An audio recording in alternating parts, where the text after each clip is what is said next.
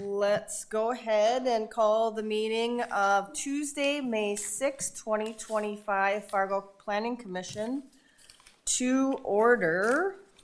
First item, approving the order of agenda. Let's see, item 4, conditional use permit to allow non-farm commercial use in the AG zone, egg zone, 2717 88th Avenue South has been continued to June's agenda. So that's item 4 continued. There'll be no presentation by staff and no action taken by commission on this item today. So if you are here for item 4, we will have that June 3rd. Let's go ahead and do I have a motion to approve the order of agenda? So moved. Second. Motion and a second. Any discussion on the agenda? All those in favor, say aye.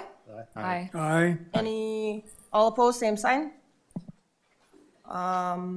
Motion is carried. Minutes. Everybody had a chance to look at the regular meeting of April 1st, 2025 minutes. Any changes or discussion to the minutes? If not, do I have a motion to approve minutes? So moved. Second. Motion and a second.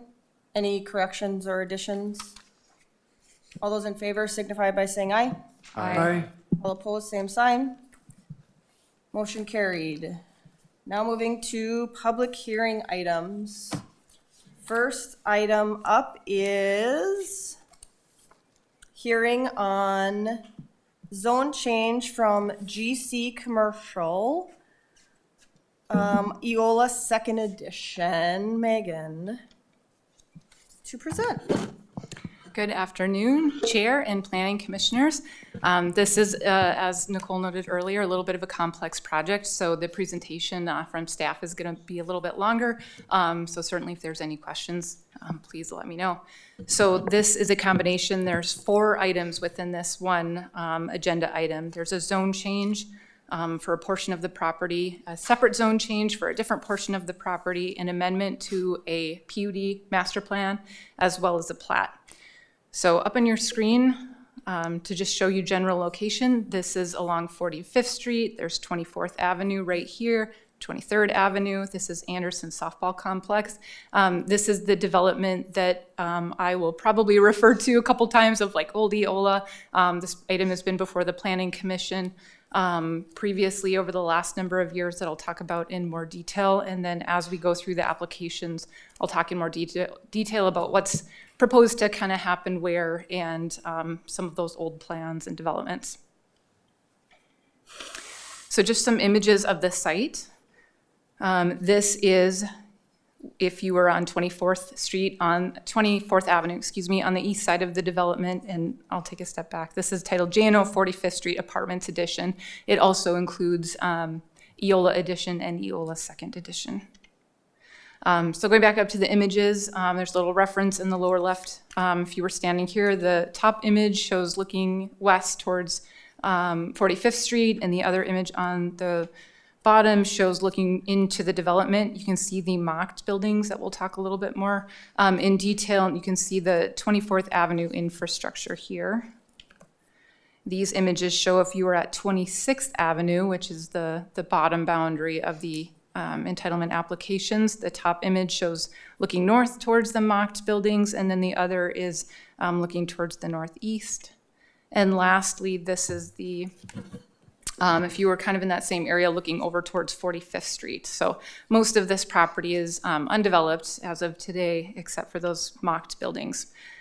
This image just shows zoning. I'll talk again about the geographic area of the applications here shortly, but the base zoning district for the applications are general commercial. There's PI, public and institutional, on the Anderson Softball Complex. There's limited commercial to the south, and then MR2 dwelling also to the south. So just a really brief overview of why what we're going to talk about today and why we're here.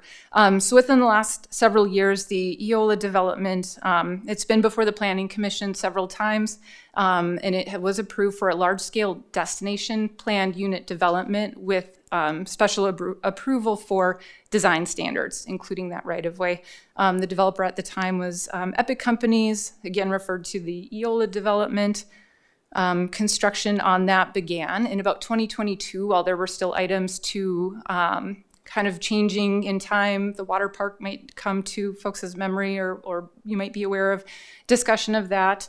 And then in 2024, that development company was no longer in operation. So that vision, that development was not going to come to fruition, just having kind of that one owner, that one driver to see that come through. And so today there are 5 owners and developers. And over the course of those years, some of the land had changed hands, still part of that overall development. But fast forward to today, now there's 5 entities, 4 of them that currently own the property today who are working together to bring forward the current proposal for your review. So a little bit of that site history. By 1998, this property was annexed, platted, and zoned to PI. And this is part of the Anderson Softball Complex owned by the Fargo Park District. In 2013, it was replatted and rezoned in preparation for land sale. The Park District did rezone it to general commercial with a conditional overlay with design standards. The property was ultimately acquired in 2019 by Epic Companies, and then shortly after that began the Eola development PUD. And so we're a little bit limited on aerial imagery, but you can see mostly unchanged through 2021. The the mocked buildings came online, and now this is really in 2024, currently even today, what it looks like. So from this aerial image, you can see the buildings, start to see that layout, the stormwater pond, the unique design of 24th Avenue that we'll talk about a little bit. And it's really hard to see, but there's amenities in the right-of-way as well. So that was kind of the first phase of that development. A little bit of an overview on PUDs, planned unit developments. They're a zoning district that permits greater flexibility for land planning and site design. Certain zoning standards are eligible for modification, and there's 3 parts to PUDs. There's the overlay, which is the written ordinance that includes modifications and additional requirements. The master land use plan, which is the generalized plan that shows building footprints, parking, circulation, open space, and then final plans, which are the detailed design and construction documents. The PUD zoning district and the plans are inextricably linked, showing what that built environment is going to look like. And again, with those written ordinance and those final plans of how that development is going to be built and how that development is going to feel. So they really go hand in hand. So because there's an approved PUD on the site, everything is connected, everything was intended to work together. Anytime you would want to change something, that kind of opens the whole PUD up. And has to be addressed. So phase 1, as mentioned, that's kind of already occurred. But what is here today as a summary of what's being requested is items 1 and 2, which is the blue hatch. So we're between 24th Avenue and 26th Avenue is a zoning change. So that would be an amendment to the overlay as well as an amendment to the PUD master land use plan. Item 3, which is the dots, which is north of 24th Avenue, is a zoning change, and essentially the request to be removed from the PUD master plan and to go back to a base zoning district of general commercial with a conditional overlay. And then item 4 in the blue hatch is a major subdivision with subdivision waiver, which we'll talk about more shortly. So there's 4 entitlements before you, but there's a lot of other things that go into staff's review. And so really there are layers and levels of details. So this is just kind of a way of reorganizing kind of what staff processes, how we review, and what those regulations are. So if we're kind of zoomed out, looking really broad scale, we have layout of buildings, circulation, parking, open space. And so that second bullet underneath is kind of those regulatory tools that kind of address each of those items. And then diving in, we have lot layouts, right-of-way maintenance needs, utilities. We have parking. So in your packet, there's a parking narrative. And those bullet points really, again, get to how that development would be shaped up through that regulation. Public amenities and open space, there's coordination with the Fargo Park District.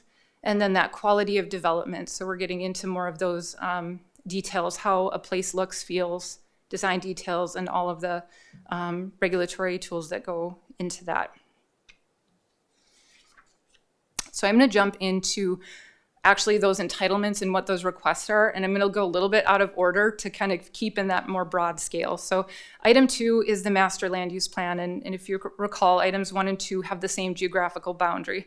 They're all of the property between 24th and 26th Avenue. So this plan does remove the 2 properties from the north and is just focusing kind of in between those avenues.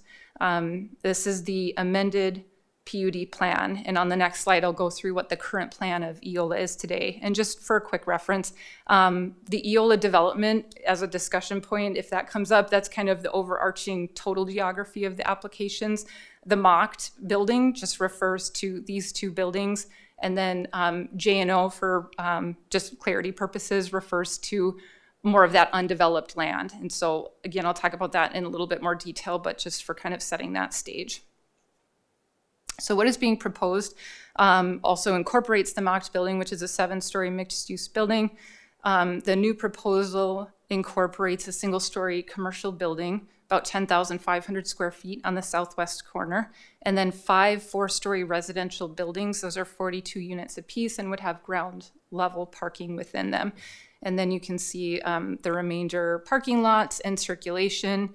You can see there's a difference than what is out there today with changes to the east ends of 24th Avenue and 26th Avenue. And another big change is, again, we'll see shortly, is the 4-acre amenity that was part of the EOLA development that is no longer being proposed today, that the prospective buyer is coordinating with the Park District on. So this is the current approved PUD master plan. There's been a couple iterations of it, but this was most recently approved in 2023. So this development allows up to 7 to 10-story buildings, most of them mixed use. Over here in the northeast corner was proposed to be the water park and hotel. Again, that 4-acre space within the center of the development, and then up in this corner was the potential for a parking ramp. So you can start to see a little bit more clearly here the unique design of the roadway, the height of those buildings, the improvements in the right-of-way that we can see in aerial imagery was a much grander, very dense, very tall, reminiscent of what we might see more in the downtown area. So for comparison, the currently proposed master plan is on the left and the EOLA development is on the right. Another change that you'll see as part of the plot we'll talk a little bit more about is this public circulation that goes along the east and south side of the master plan that is proposed to go away with private internal coordination, which is hence the need for the cul-de-sacs and to have that public circulation. So if anybody needs any more time, I can stay here for a minute or we can keep moving on. So I'm going to jump back to the zoning change. So we're kind of talking high scale, and now we're diving into the details a little bit. So the zoning change really amends that PUD ordinance. So again, we're still talking about those same geographical boundary, everything that's highlighted in blue, keeps the same GC base zoning district and amends provisions in the overlay. So there's a summary on your screen of what that overlay entails and what those requirements are. There's a more detailed document in your staff report that tracks those changes. There are some changes that are kind of specific to mocked since that was built under a different PUD. There's some things that are specific to the J&O development or the remainder of those lots that are not development, for example, establishing that density and building height. And then there's some that apply to the whole development. Some of those are the additional standards, which there's no change. So building material articulation, color schemes, screening of nuisances, those are things that are all not changing with this proposal. So also within the PUD is a request to modify parking requirements. So with the previous PUD, there was a modification for parking. Those are those first set of bullet points up on your screen that modified residential parking as well as commercial parking. So because that development pattern is different, the parking needs were reevaluated with the current development pattern, and there is a request to increase parking minimums from what was previously approved to apply 1.31 parking spaces per residential unit for the mocked buildings and associated parking, 2 parking spaces per residential unit for the remainder, those 5 42-unit buildings that we saw earlier on the center and east side of the project. And then it removes the provision to allow commercial parking to be generalized under that 1 to 230, and it just will default back to the land development code.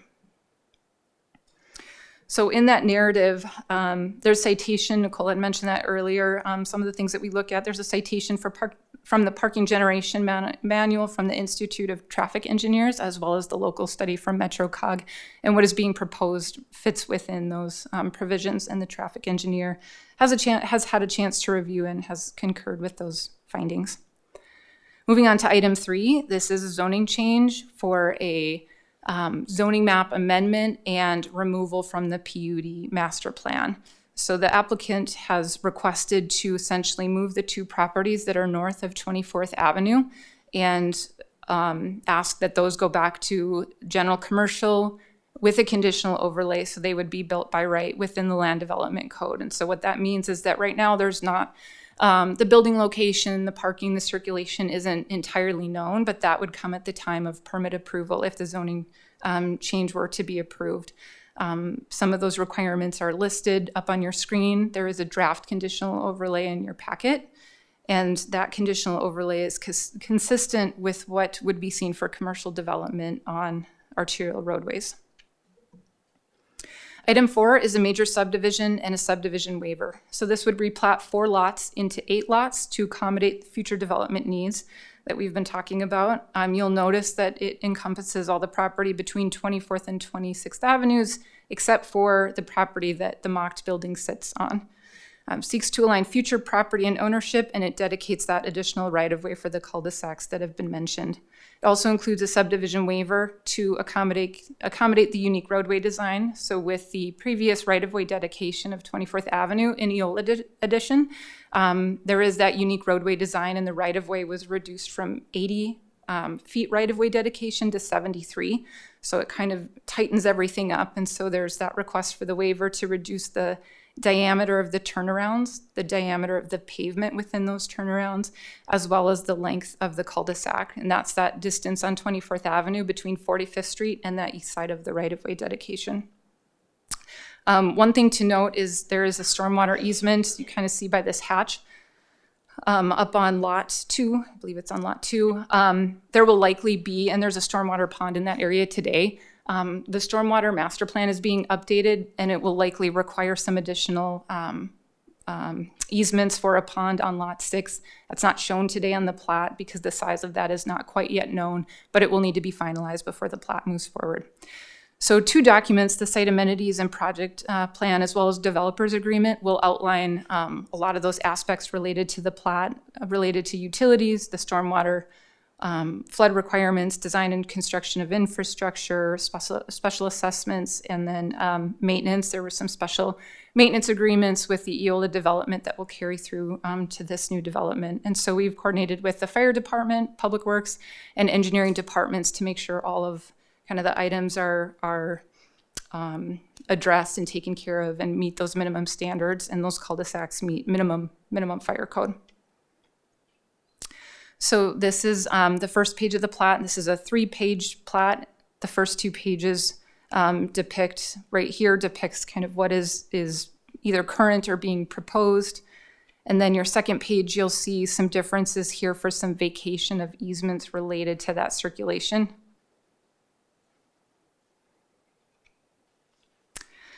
So in summary for review, staff acknowledges that there are community and regional destination benefits that won't be realized as part of this development. Eola was a very big development that would have had some big draw, but without one entity kind of leading that charge for that development, it will no longer be able to be realized. So the current proposal is still an improvement of what could be provided based on even what the zoning was back in 2013 when it was general commercial with the conditional overlay. There's more residential density, there's reduction in parking, And it still is meeting our plans or aligns with GO 2030, our growth plan, our housing plan. So the project proposes to promote infill, utilize design standards, require quality new development, and pursue creativity in parking needs. It meets the place type outlined in the 2024 growth plan, and that quality and character is being maintained through those regulatory tools that we've discussed. And it also is in alignment with the housing needs analysis by providing additional housing for homeowners and renters, including multi-dwelling units. So again, just kind of bringing back to that overall summary, staff has reviewed this application, is recommending approval, and again, in tandem with all kind of these regulatory tools. And staff's recommendation is up on the screen. Be happy to answer any questions that you might have. Thanks, Megan. Go ahead. Megan, is the amount of surface parking that's shown on the PUD master plan, is that reflected of the 1.31 stalls per dwelling unit?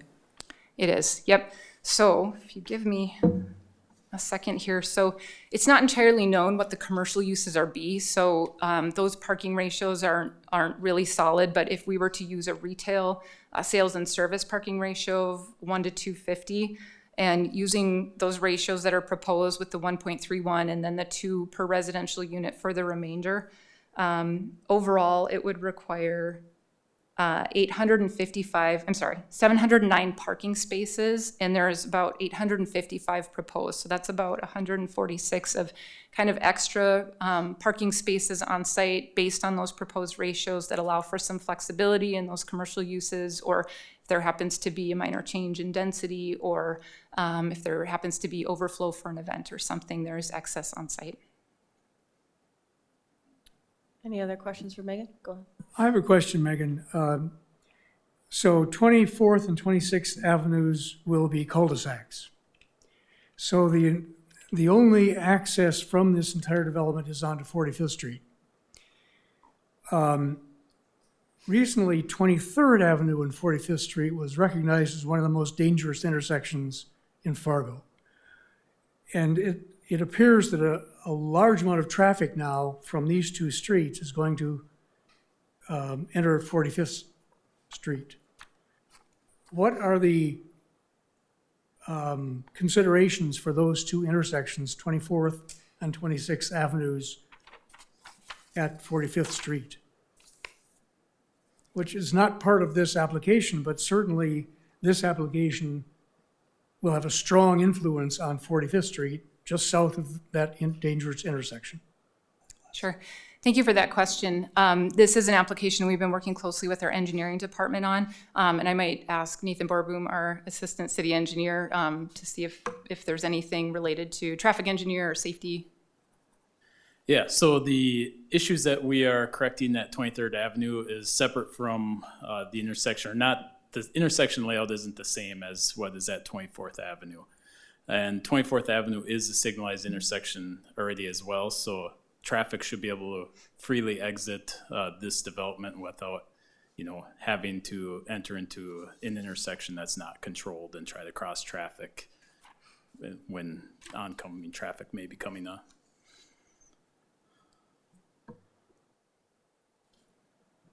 But 26th Avenue is not signalized. Correct, yep. 26th Avenue is not signalized, but there will be opportunities within the development that traffic can, if they're on 26th Avenue, go through the parking lots and get up to 24th Avenue as well.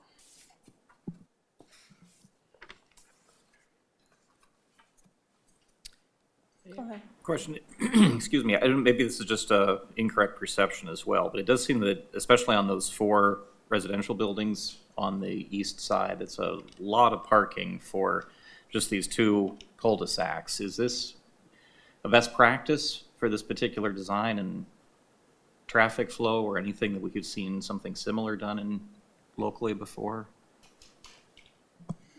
I might ask Nathan Borboom to.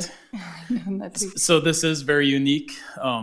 It's ideally the street would continue all the way to 42nd Street, or the avenues would continue all the way to 42nd Street. But, I think we're comfortable with the cul-de-sacs here that, and that it's isolated to just this development. That's the only traffic that will be entering into this area, is just vehicles utilizing these apartment complexes or businesses that we're comfortable with the two cul-de-sacs and the avenues.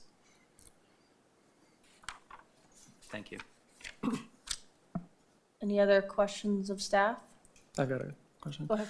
Megan, maybe I misheard. Did you say that there's an excess amount of parking of 140 or Yep. so? Based on estimates, about 146 extra parking spaces within the development.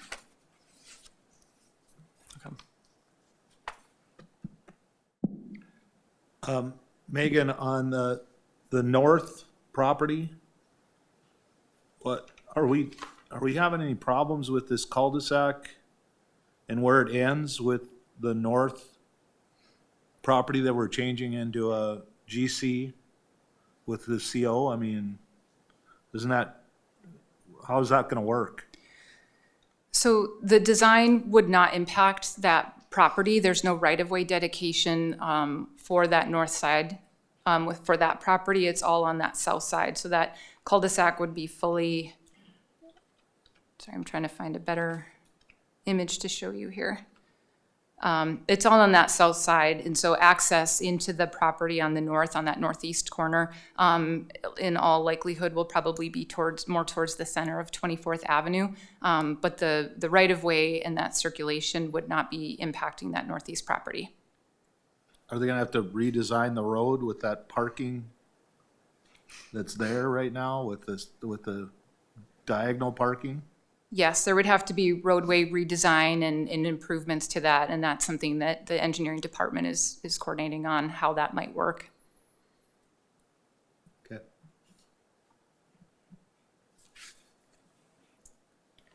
Any other questions of Megan or engineering?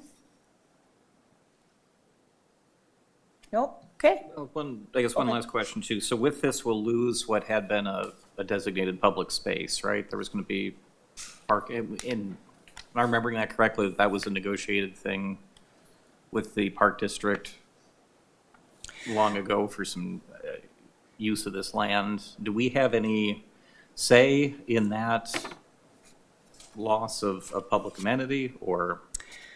I think that's certainly a discussion point for your commission. We work really closely with our park district on what their needs are for designation for whether that's open space or how that can otherwise be accommodated. Dave Beats with the Fargo Park District is here, who may be able to answer your question in terms of how that 4-acre space came to be or what type of coordination is occurring with as part of this new proposed development right now. Yeah, thanks. One more point on kind of to Commissioner Shuey's point is that losing the open space aspect, I'm just kind of curious, planning's perspective and conversations, kind of balancing preserving that park space versus providing 140 plus excess parking spaces. I know we just had a conversation at the last meeting an hour ago about staff generally seeing excess parking as wasted space. So then when I hear 100 plus excess parking spaces here, which could be park space from what was previously a larger green space, I'm just kind of curious the conversations around that of kind of how an excess parking situation occurs, balancing that versus open space. Sure. In terms of, so there's open space and then there's public open space. And so we do have minimum open space requirements for developments. For example, with the Eola PUD as well as this proposal, there's a minimum of 20% open space. And with the Eola development, there was that 4-acre public amenity. I wasn't here at the time when the development was platted, so I don't know, and maybe I know there's folks here in the room who may recall if there were discussions, if there was necessary public dedication at the time. I mean, there wasn't any dedication within the kind of that original plat or when it was platted in 2013. And so the Park District may be able to shed some light on whether there were any public needs that needed to occur or if that was part of the agreement when the development was sold. I don't know, does that answer your question, Commissioner? I think so. And in terms of the extra parking, I guess was kind of your other question. I mean, it is something that staff looks at and we're evaluating. I think the bigger question is that with this development in the commercial space, there's not yet known users. And so those extra parking spaces could go away if there's a more intense user, such as a gym or a restaurant. And so it does give some flexibility right now to that development to get some of those users that have some higher parking turnover, and they will be limited. And so there will be limitations to what those uses can be that the engineer is aware of and they're aware of, because if if this is approved and they essentially max out on parking because those land uses are higher and have higher parking requirements, there will be some limitations there. So it could be that there are some higher intensity land uses that reduce those excess parking needs. And it does not mean that all of the parking needs to be constructed if it's not required. So though maybe not publicly accessed, it could still be open space for users of that development.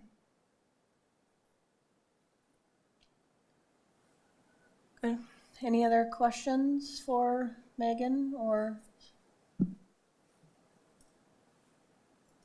Okay, let's go ahead and invite the applicant up.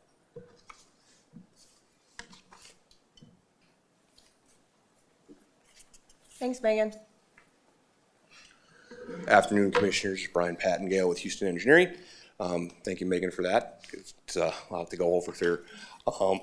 Obviously, we've been working with the staff approximately the last 6 months between Fargo Parks and the public city and the public staff to sort of bring this together and put this together for you. Regarding the parking issues, I know that's kind of a big question as far as that goes. The 4 buildings basically have first level parking at a ratio of anticipated 1 per unit type of thing for interior covered parking spaces.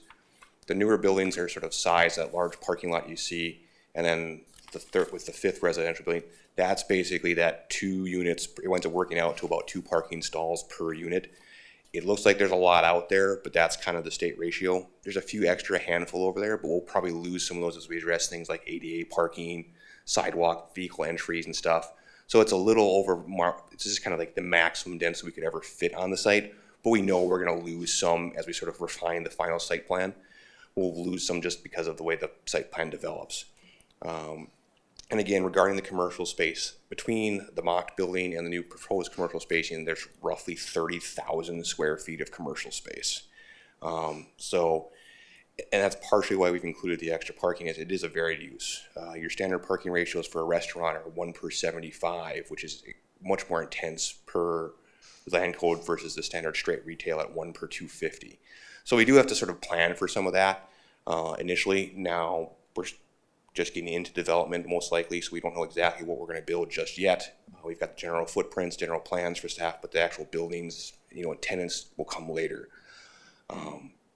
And again, we'll lose some parking stalls as we go just for developmental purposes as we fine tune ADA access and things like that. We lose access stalls. So there is potential to add back some green space as things get built in, because we won't have to build in all the parking initially at once. And it'll get built in as we sort of come in for individual permits, which you'll see again as part of the final construction plans as part of the PUD. So I know there's questions on that. The other thing that sort of happens with the excess parking is, it doesn't show up on this, but on the west side along 45th Street, there's very large overhead access easements for power lines. So that basically means we can't put buildings or anything on there. So that's kind of where it's, you can't really do a lot underneath there. Best use of that's usually parking or green space type of thing. So that may evolve as that sort of gets built in, but essentially that sort of becomes the 2 choices you have, is parking or some open space. That we'll look at that as we develop the plans about how much parking we actually need, because parking is expensive to build. So if we don't need it, we're not going to build it. I'd like to address the cul-de-sac issue. I know there's a lot of concerns in the cul-de-sacs. We have looked at those. We've been working with city engineering staff on that to make sure. We do have a slightly smaller cul-de-sac than normal, but we have worked with engineering and public works to make sure their big concerns are met, like snow storage. In addition to that, we've added some additional easements outside the cul-de-sacs to provide for sidewalks and pedestrian connectivity to make sure we have the room to sort of build that. It'll still look very similar to your standard street. There's a 10-foot boulevard behind the cul-de-sacs. Then we'll have sidewalks. The sidewalks are just located in an easement in lieu of the public right-of-way type of thing. That just has to do with the way the building setbacks are and how things work out with layout with the site in that respect. So I'm sure there's questions. I'm happy to answer any more or expand on some of the reasoning behind the way we did some of the stuff. Thanks, Brian. Anybody have a question for Brian? Sure, I do. Okay. Brian, I want to talk about the north property. Can you Yes. explain to me how that's gonna function as if we're gonna change this to just a conditional, general, what we're gonna have to do to 24th Avenue? The property to the north, essentially they said the original PUD, as Megan explained, was sort of encompassed that. That northeast property is owned by an independent owner from sort of the group that's developing and working on the center part. That was originally just planned to be a parking garage in the future, or basically a giant parking lot. Now essentially it becomes a general commercial space that could be developed in the future. Regarding the access to that off the street, there's that parking on the north side, doesn't show up very well in this image, but there's that portion sort of split between the two lots that was intended on the original PUD as sort of an access point. With the cul-de-sac added on the east side, we still have the ability to put driveway access off that cul-de-sac and access sort of the eastern portion of that northeast lot. It still provides that access, and all the access points on the west. That was a good image. If you go that one, so you can kind of see how that eastern lot had that, between the two bays of parking on the north side, had that driveway that was sort of shared between the two lots. That's still very much a possibility. We're not changing any of that green space. We're eliminating a little bit of that green space on the far eastern side, on the north side of 24th, and changing it to cul-de-sac. But you could still put a driveway there because there's no parking access there. So you still sort of have that ability to circulate internally on the lot from both east and west sides of that northeast lot. And then we're not actually changing any of the access points on that northwest lot up there on the north side of 24th. And walk me through the flow of the traffic from these cul-de-sacs, like on 26th Avenue. Are you gonna be able to get to those 4 buildings? Yeah, so it's a little hard to see on this because of the scale, but there are access points on both 24th and 26th from that large grouping of 4 buildings. So they're able to circulate either both from the north or south out to either the signalized intersection. It's a little inconvenient for the south building if they want to kind of go around to the north side, but they do have the option to come around and go through the north side through that large parking lot up to the 24th and access the signalized intersection there. And from the south corner on 45th there, going to the north, they'll be able to get up through Mac? Is there, looks like there's a sidewalk, so if you look at the bottom left building, the last, that one in the front, can it go up through to Mac and out that way? On the plat, if you notice, there's an access easement that runs from 26th all the way up to that long sort of linear chunk of parking lot. There is an access easement there at this point. Again, we don't know how that's going to work initially. The way that's sort of set up initially is because the mock building has sort of, it's very short of parking as it exists today.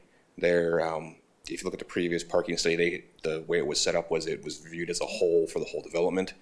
They've obviously lost all the additional parking that was going to be built in the future, so they're very short of parking right now. They're basically, a commercial space is basically unbuildable at this point because they just don't have any parking available to them. So the intent is that sort of that long linear lot south of the pond. It is a little awkward, but the idea is we want that parking to sort of be directed towards the mock building, and that's the best place to put it so it's actually usable for any future commercial space that's there or gets built in to the mock building, along with that small little pocket parking lot kind of up on the northeast corner.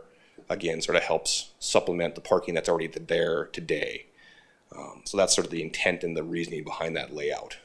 So for the 2 commercial spaces on these 2 buildings, you'll be able to come in from 24th and go south and get to both buildings? Potentially, yes. Thank you. Any other questions?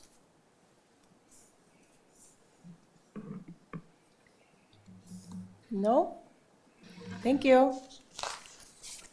Let's go ahead and open up public hearing. Anybody wish to speak on this item? Anybody wish to speak? Let's go ahead and close public hearing. Commissioners.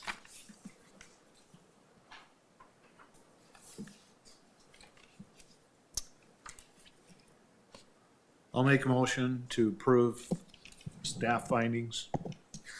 Second. We have a motion and a second. Discussion.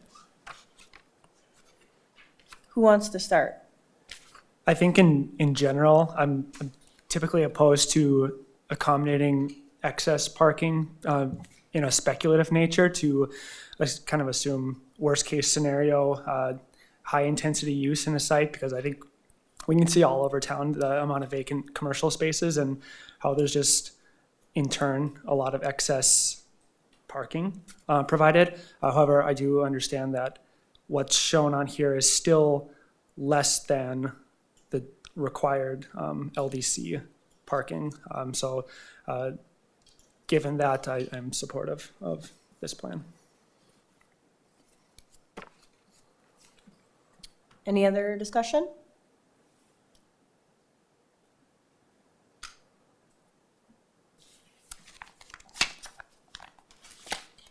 No other discussion? Are we ready for the roll?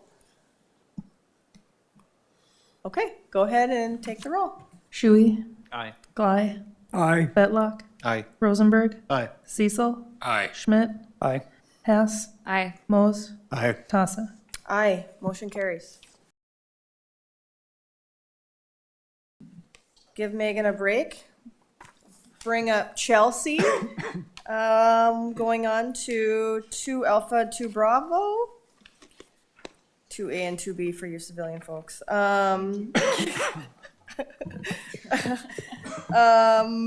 We're looking at Sullivan's second edition. Chelsea. Good afternoon. Agenda item 2A and B is Sullivan's second edition. It is a minor subdivision and a zone change. The subject property is located at 5201 and 5475 Bishops Boulevard and 5202 and 5534 25th Street South. For reference, St. Anne's Catholic Church on the corner of 25th Street and 52nd Avenue is part of this property. So the first photo is facing south from the southwest corner of the property. You can see the church in the background. And these next 2 photos are taken from Christian Brothers Boulevard. It is a private road on the southern edge of the property. The top photo is facing northwest and the bottom is facing northeast. Majority of the property is zoned PI, public and institutional, but lot 1, where the church is located, is zoned GO, general office. The applicant is seeking a platted minor subdivision, a replat of lot 1 and 2, block 1 Sullivan Edition, to be entitled Sullivan Second Edition. The subdivision will consist of 4 lots, 1 block, and negative access easements will continue to restrict vehicle access along 52nd Avenue and 25th Street. The city is currently reviewing a site plan for rectory housing for retired priests that will go on lot 3, just right here. Future plans for lot 4 have not been discussed. Shown on your screen is the proposed zoning map. The zoning designations are not actually changing. Lot 1, where the church is located, will remain general office, and lots 2, 3, and 4 will remain public and institutional. The zone change is to ensure that the zoning matches new lot boundary changes, as some of the parcels were previously created outside of the subdivision process by deed split. We have received 1 inquiry about the property. They did not have any noted concerns. And staff's recommendation is for approval. If you do choose to make that motion, please refer to the one on your screen, as it's clearer than the one in your staff report in the packet. The applicant's representative, Tony Uckel, is here. If you have any questions for himself or myself, we'd be happy to answer them. Thank you. That concludes staff's presentation. Thank you, Chelsea. Commissioners, any questions for Chelsea? Chelsea, is it common to have a church be zoned general office? Well, so in 2007, the church, it was zoned PI, like the rest of the property, but they wanted to do an addition. And so in PI, the adjacent zoning dimensional standards apply. So in order for their expansion, it was rezoned GO to permit the height of 55 feet. Because at the time, I believe it was SR2 was the adjacent property. Does that answer your question? Any other questions? No questions? Applicant have anything? No? Do you have questions for the applicant at all, commissioners? Nada. All right. Let's go ahead and open up public hearing. Anybody wish to speak on this item? Anybody wish to speak? Go ahead and close public hearing. Commissioners, ready to act? Do I have a motion? I'll make the motion to approve for staff's recommendation. Motion. Do I have a second? Second. Motion and a second. Any discussion on the motion? Seeing none, go ahead and take the roll. Rosenberg, Aye. Betlock, Aye. Hess, Aye. Cecil, Aye. Shuey, Aye. Mose, Aye. Fly, Aye. Schmidt, Aye. Tassa. Aye. Motion carries. Moving on to 3, Southwest Fargo Mission Second Edition. Megan got a breather and Thank you, Chair. This is an application for a conditional use permit for an alternative access plan for a parking reduction on an MR3 multi-dwelling zoning district. So this is located at 4475 40th Avenue South, right adjacent to the property. To the west is 45th Street. We've got 40th Avenue and Drain 27 just to the north, and directly east is the Living Waters Church. So picture yourself standing at the intersection of 45th and 40th Avenue South, looking into the property. At the top of the screen is looking north along 45th Street, and then at the bottom of the screen is looking northeast, where you're facing the church in the distance. And on your screen shows the zoning districts nearby. This is MR3. The church is PI, public and institutional, and limited commercial is across the street. And then there's some residential dwelling to the south. I'm gonna go back up to the aerial imagery and just talk about a little bit of history. Originally, this property was platted in 2003 as one lot with the church, and in 2005, the church built. They had bigger plans to expand, and so they built more parking at the time than was needed to accommodate, at least per land development code requirements. So you'll see surface level parking here on the subject property that was intended to be used for future plans for the church. In 2023, under new ownership, the property was platted and rezoned to accommodate a mixed-use zoning or a mixed-use building. And then last year in 2024 was rezoned to MR3 with a conditional overlay to accommodate a residential-only building. So before you today is a request to allow for a parking reduction. The applicant proposes a 55-plus age multi-dwelling residential building with 85 units. They are requesting to provide 149 spaces, which is approximately 1.75 parking spaces per unit. And the LDC, Land Development Code, requires 2.25, so they are requesting about a 40 parking space reduction at that site. In the packet is a narrative provided by the applicant that notes parking utilization. It references the parking generation manual from the Institute of Traffic Engineers, as well as the MetroCog study that's been referenced earlier today. And the proposal falls within those recommendations. And the traffic engineer has had a chance to review and concurred with the findings. There's also an existing private cross parking and driveway easement that the subject property and the church have together, a private easement to allow for sharing of parking.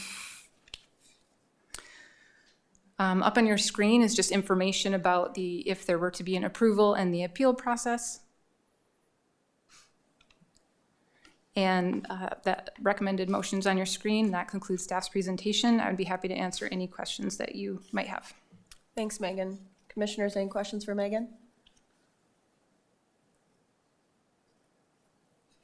I had one question. So this is 55 living. Let's say that we put it out there and the market is not 55, right? So that's a criteria in the recommendation, right? That it's 55. Right, yep, that's what the narrative talks about, 55 plus, it's very specific to that use. That's what staff's done their review on. That's what's before you as part of that application today. So if there were any changes or potential changes to that, we would ask that owner to come talk to us so we can evaluate and see what that might mean. Thank you. Any other questions?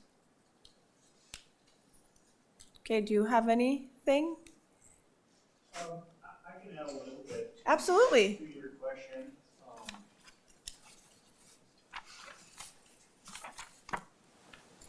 Good afternoon. I'm Chris Meck with Christensen Companies. So, correct, this is a 55 plus only, and if anything were to change, we would reevaluate. And